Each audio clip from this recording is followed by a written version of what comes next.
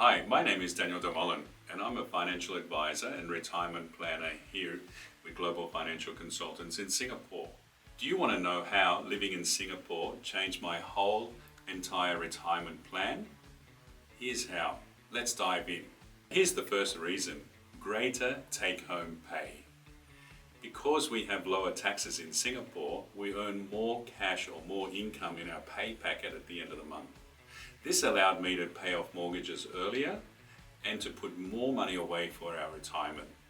The second reason is being in Singapore allowed me to exit the Australian superannuation or private retirement system. Although the system is good for local employees, basically you do get a tax break when you put money into super in Australia, but as the money goes into your super account, you do get charged 15%, and funds inside your super in accumulation phase get charged between 10 to 15% on capital gains and dividend income. Different structures in Singapore allow me to put in tax paid income and avoid any taxes on capital gains and dividend income, therefore improving or growing my retirement pot faster. The third reason is the ability to access an offshore insurance bond.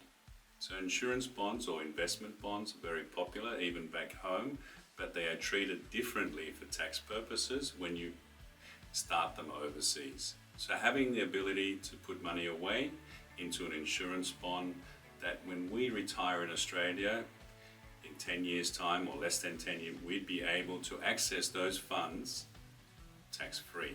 The next thing is access to the SRS account. The supplementary retirement account allows us to put money into a retirement account.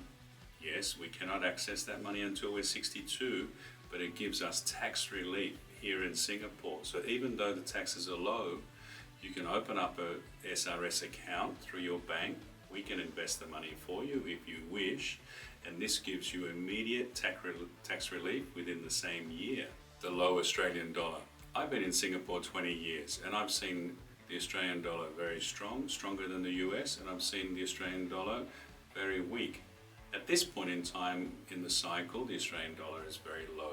This gives me the opportunity to transfer money from my foreign income into Australian dollars, not necessarily sending it back home, keeping it here and investing in Australian dollars offshore.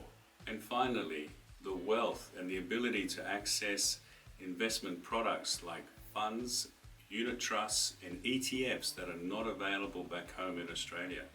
In Australia, there are some regulations and there are a lot of ETFs and funds that are not available to the average retail investor to invest in locally. So being offshore, being in a financial center like Singapore, gives us the ability to access a lot of different types of investment products that grow very well during the year. Okay, that's my few points for today. Thanks very much for watching. If you need any help or you would like to reach out or have a chat, please contact me. Also, if you like my videos, please subscribe below. Thank you.